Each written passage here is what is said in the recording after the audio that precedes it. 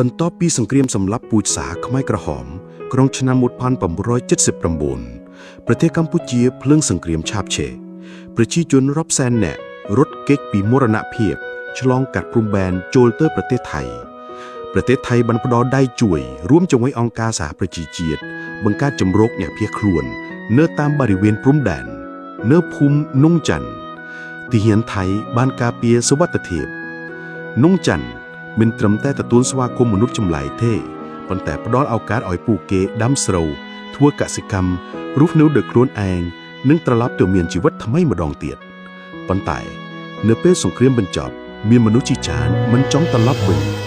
តំបន់បណ្ដោះអាសន្នคล้ายទៅជាអចិន្ត្រៃយ៍បង្កើតជាប្រទេសកំណើតថ្មីនៅលើដីប្រទេសថៃសប្តាហ៍ថ្ងៃពួកគេអះអាងថាជាដីរបស់ខ្លួនព្យាយាមរំលោភព្រំដែនបំផ្លាញទាហានថៃនេះជាការឆ្លើយតបចំពោះសេចក្តីមេត្តារបស់ប្រជាជនថៃឬ